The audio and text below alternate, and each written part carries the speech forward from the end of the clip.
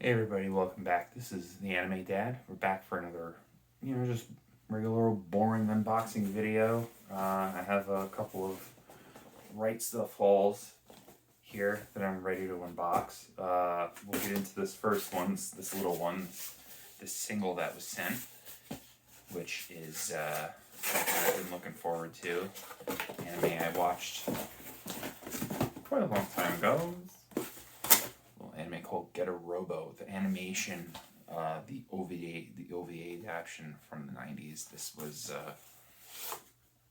put out on Blu-ray by Discotech. I think Genon was the original DVD provider, and Manga Entertainment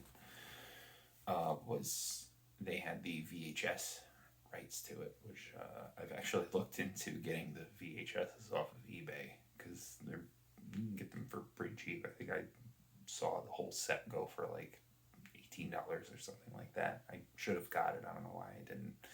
Maybe because I don't have a video cassette player. But this is the classic '90s anime. Aside from maybe Evangelion, which of course is the '90s anime, the '90s mecha anime, the '90s anime, the anime that to end all be all, very popular.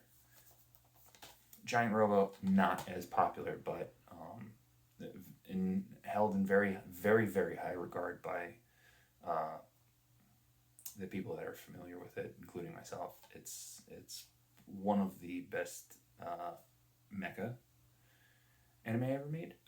It's probably one of the best OVAs ever released. It's really just, it's magnificent. If you are into the 90s style of animation, the very classic looking cell shaded, cell hand drawn stuff with kind of bit of like old timey throwback character designs, because of course this is an adaptation of the old Tetsujin 28 manga from way back in the 60s. So that's the source material that we're working with here. This is a very very old, even though this adaptation itself is almost 30 years old. When the first OVA came out, the OVAs came out, I believe, between 91 and 97. It's almost, actually, about 30 years since the first OVA came out. But even then, it's still, it was a throwback for its time. It wasn't just, this wasn't really your everyday run-of-the-mill anime back in 1991. This was a bit of a project. It was a bit of a love letter, and it's amazing. It's great. It's kind of weird. I remember looking up the studio, like the Studio Phoenix, something like that. A bit of a weird studio that did this. Most of, at least their mall, if you look on their My Anime list, it's like most of everything else they've done is like kind of weird hentai type stuff. So they pumped this one gem out. So very happy to add that to the shelf back there. So now we're gonna get into something here. Right Stuff had a sale a couple of months ago, a birthday sale. I don't know if everybody took advantage of that, but I certainly did. And there was something that I was happy to see go on sale. I've been waiting for these to go on sale for a while.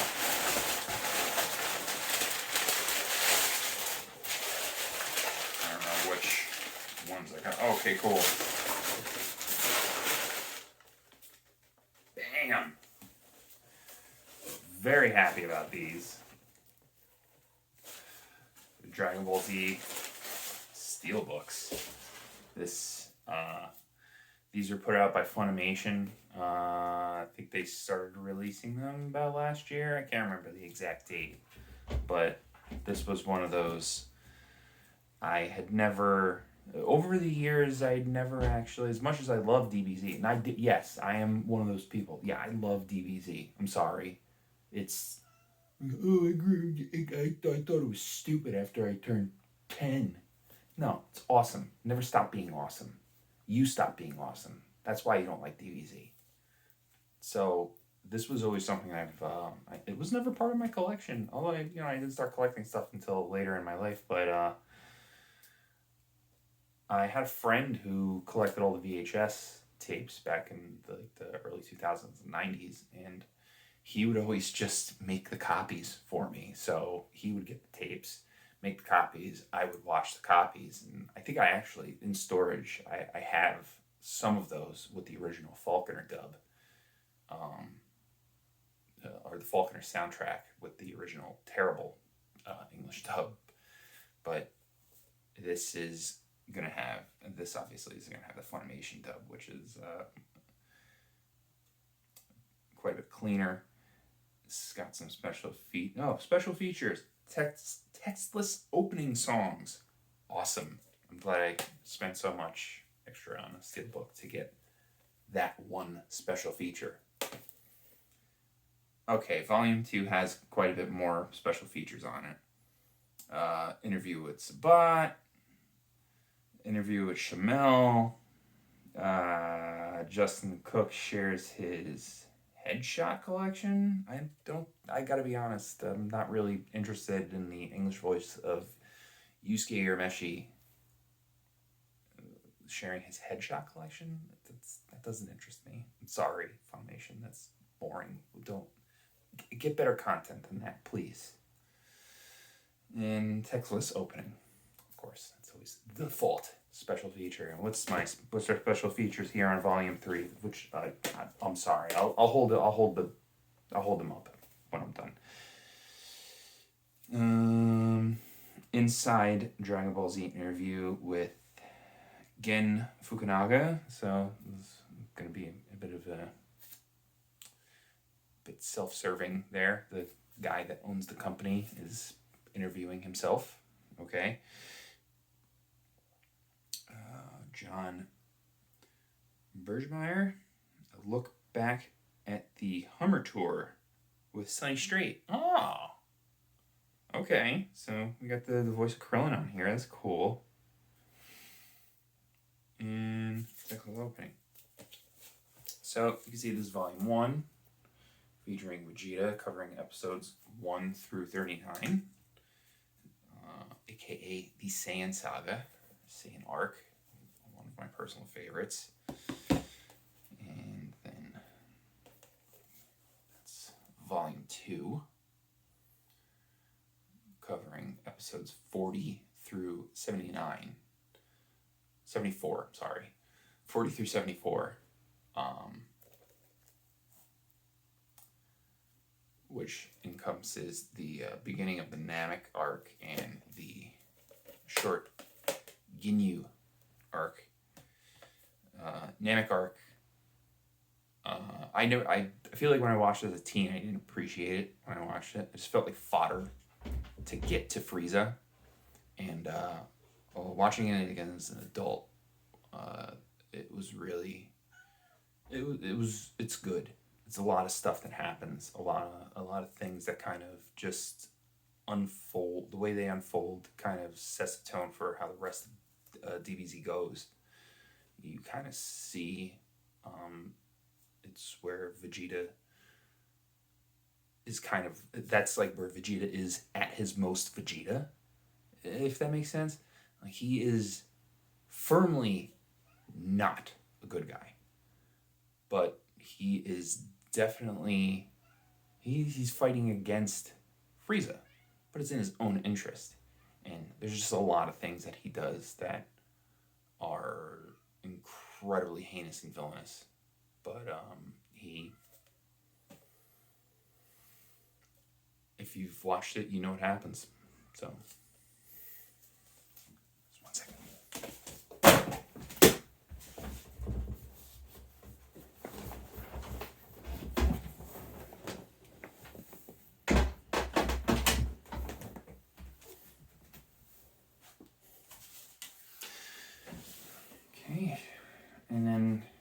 we have Volume 3.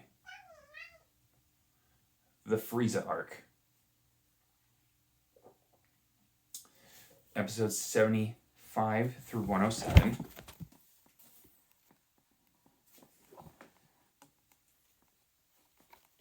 Kitty, you causing chaos. Again.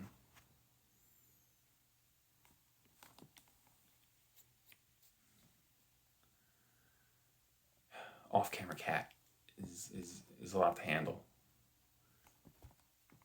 It's like she knows my daughter's asleep, so now she needs to be causing chaos. Come on, what are you gonna do?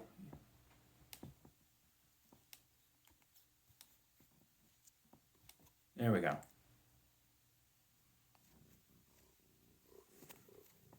Oh my God.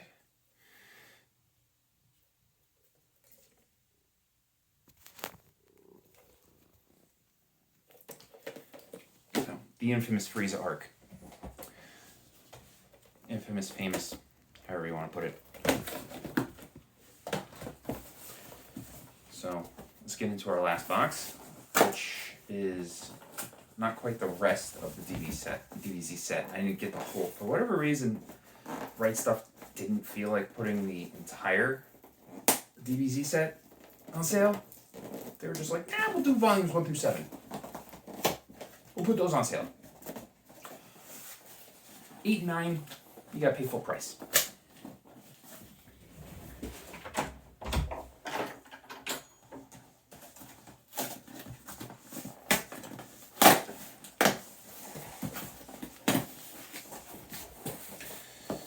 Okay, so yeah, here we go. Here we go. Oh yeah. So I just showed you 1 through 3, and I have 4 through 7 right here. This is honestly the meat and potatoes of DBZ in my opinion. I am not a big fan of the Boo Saga. It's crap, in my opinion. It's kind of there's a couple of things that happen that are pretty important to DBZ story, like Vegeta finally, going full face, having his big baby face turn finally after whatever it was, 270 episodes. Talking about a build up, but it was just very drawn out. Boo had all these forms. It was just not really, even as a teen. And I was watching it as it was airing on Cartoon Network. I was a little older. I was like 19 by the time that arc was finally airing on Cartoon Network, and it was just not. I grew tired of it very quickly. I was like, how many more times is this guy going to transform? How many more of the Z fighters is he going to beat and then fight again? And then what? It was so much. But anyway, here's volume 4 of the DBZ Steelbook. Special features. Interview with Matthew O'Hara. An interview with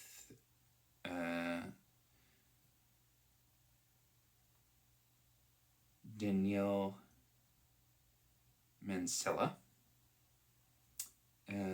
Goku versus Vegeta featurette. From the Vault, World of Dragon Ball Z. And, textless opening. I gotta say, I'm not really impressed with the special features here on this.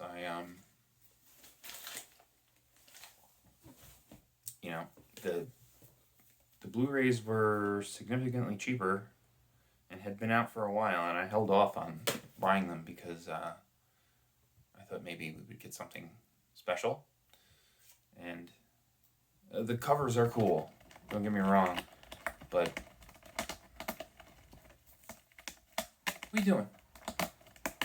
Come on, man.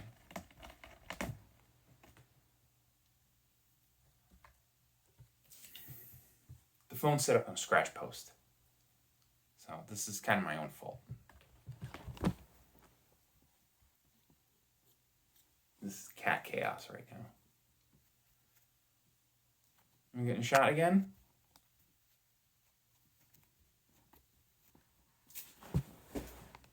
Oh my god. Kitty. Come here. Come here. Come on. Say hi to everybody. Here we go. Hello. Hey. There we go. She's very fishy right now. She doesn't want to sit still. She gets excited when I'm filming these boring unboxing videos. I gotta get through this. This is lasting way too long. So this is volume 5. It's got Cell on the cover, beginning of the Cell arc,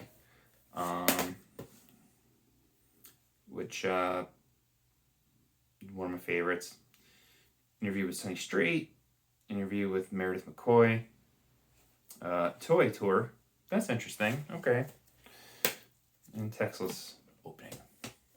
I'm glad they feature that on all 7 volumes. 9. And then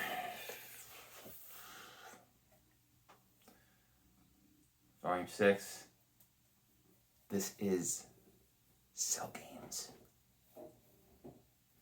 which features caricatures of Shawn Michaels and Vader. If everybody remembers correctly, I forget what their names were, but Hercule Satan introduces 2 of his lackeys to start off the Cell Games. And Hercule, of course, is just like, "Oh, I'm too strong to fight Cell. I'll beat him too easily. You can fight the guys I'm training." And it's 2 guys that are clearly caricatures. I'm not joking. Clearly caricatures of Shawn Michaels and Big Van Vader. Rest in peace. The Big Van Vader caricature even has the, what he used to wear in New Japan, the big kind of elephant thing with the smoke that comes out. And funny story, I screenshotted that years ago, posted it on Twitter to Vader, like, "Hey, look at this. Somebody adapted you as a caricature into a famous cartoon." He, rest in peace, okay? I'm not going to say anything bad about the guy. He took my screenshot, posted it himself, no credit to me. Just, "Oh, hey, look at this guy I found." The guy that I found. And you posted. I'm not going to forget that, Vader. Rest in peace. Volume 7. So, Cell Games are over. The Great Saiyaman has arrived. World Martial Arts Tournament. This is where it starts. The series kind of takes a downturn. Episodes 195 through 219. It's, the whole Saiyaman thing is just, I'm not a fan. Gohan was so ruined after Cell.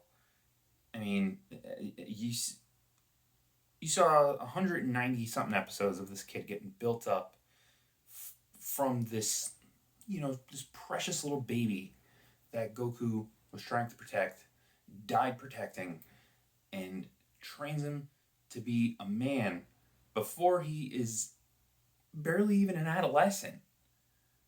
Saves the world by beating a guy that his father himself couldn't beat. And how do we repay him? We turn him into the goofiest, stupidest superhero ever. The Great Saiyaman. Well, that's it for this episode of The Anime Dad, featuring boring unboxing videos. I hope you weren't too bored. I think somebody wants to say goodbye. Bye-bye. Her name's Normal. Yes. She's named after the Garfield character. Yes, I know Normal is a boy. If you've ever seen the Garfield and Friends cartoon and listened to the character Normal talk and think that's a boy, come on. Seriously. So I'll see you guys next time. What do I got coming? I got the Vision of Escaflowne coming. Just a regular old Blu-ray set of that, the Funimation release. Ordered it over 2 months ago. It's been out of stock. I have no idea when it's coming. Probably not going to do an unboxing of it because it's just going to be that. I have some figures coming. I have a Canty. I have 2 Canties actually coming. And I have a Char. It should be coming this month. And I have something very expensive that I might just do one dedicated episode for that. I spent a lot of money on. A bit regrettable. It's actually going to cost a bunch more money to get it shipped. But what's life without regrets? Have a good night, guys.